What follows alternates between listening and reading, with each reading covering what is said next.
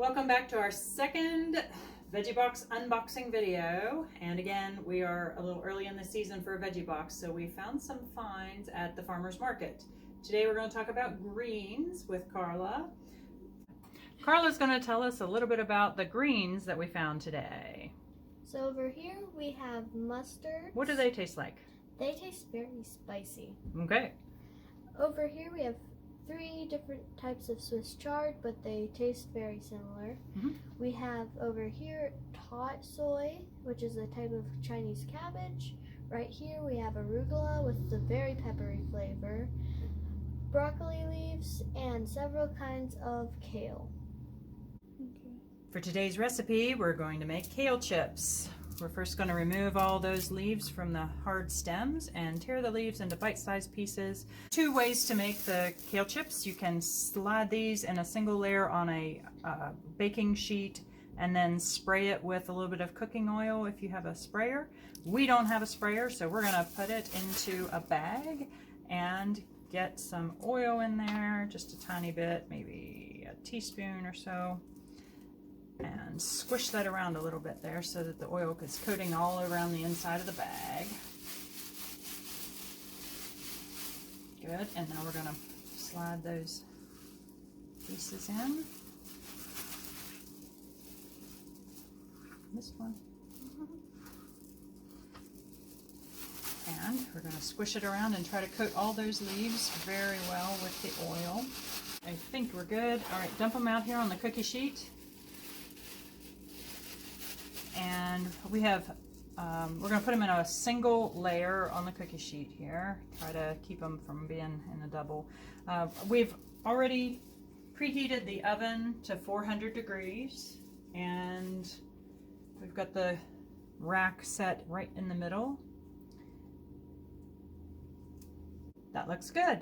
At this point, you can stick them right in the oven and bake them, but we like to add a little bit of salt. Some people like to spice it up with a chili powder or onion or garlic powder, but we're going to just put a little bit of salt. And you can overdo it very easily, so I'll put a little bit of salt in my hand here, Carla, and you can take that, pinch it, and just sprinkle just a tiny bit around, all around, and that way we'll be able to control more how much we have. What do you think? I think it's good. Great.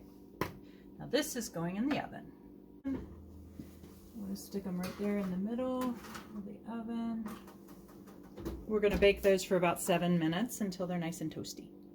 Our timer went off, so let's check our kale chips. What we're looking for is to have a little bit of browning around the edges and to have crispy pieces. These are a little bit soft yet, so we're going to let these be in a little bit longer. Some of these along the edge are going to be perfect. They are the ones that are ready. Take this one out and let those in another minute. That should be long enough. These look good. I'm going to take them off the pan here so they stop cooking. And that's why I love a parchment. We can just let it sit there and let them cool for a little bit. A few pieces here. Let's try it out. Crunchy. Okay.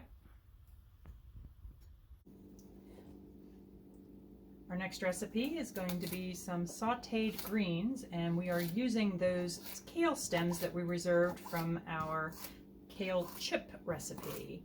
So Carla's chopping these up into smaller pieces so they cook a little bit faster. Now we're going to work on these green garlics. Do you remember the green garlics from our last video? We're going to just chop the ends of those off and discard those, and then we're going to chop those into pieces very similar to the size of our kale stems. For our sauteed greens, we're going to put a little bit of oil in the pan there, maybe a teaspoon, just a drip or 2. Yeah, it looks great. Now we're going to add that chopped green garlic. Carla, if you want to slide that down in there.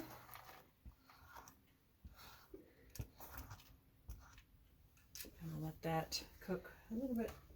It's only on medium right now. Stir it around just a hair to get it coated with some of that oil. Hold on to your pan handle when you stir always. There you go. And we'll let that cook until it starts to get a little bit of fragrance. You'll start smelling the garlic, and that's whenever it's perfect. This is looking really good and it's smelling even better.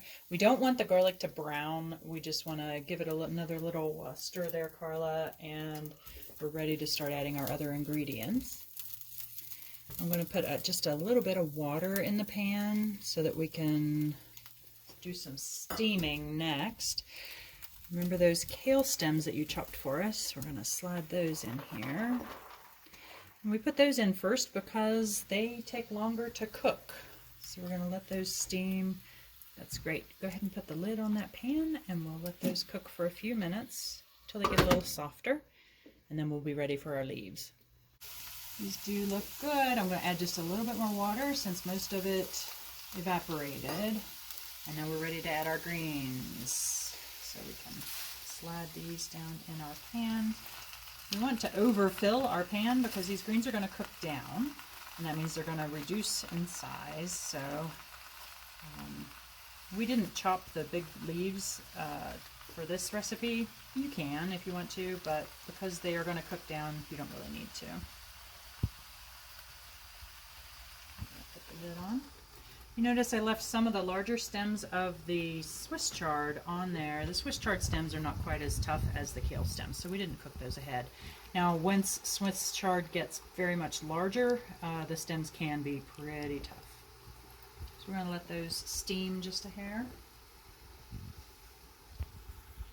We're going to check our greens and see how they're doing. Maybe give them a little bit of a stir here so that the bottom ones get more done. I see they're mostly out of water in there. Sometimes if the greens are tougher, you need to steam them a little bit longer, but I think these are going to be fine because it's mostly Swiss chard and young kale, and those are going to cook up pretty fast. So you can see the leaves are getting a little bit wilted down, and that's what we want. We want all of them to look kind of like this guy here, where it's nice and wilty. So we'll cook them just a little bit longer here in the pan, saute them, get the rest of that water out, and they will be done. Alright, I think these are done. Look at those, they're nicely cooked, they're not overdone, they're not slimy and brown, they are still bright green. Perfect. We're going to put these out here on our plate. Get all those good bits from the bottom in there, that garlic and those kale stems. Yum.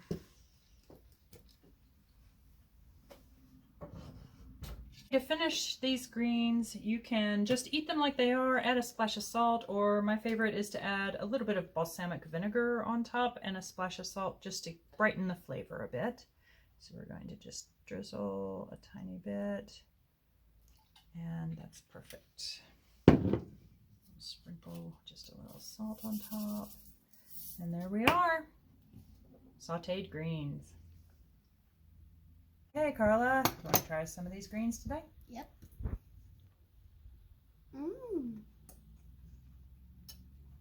Very good. Great.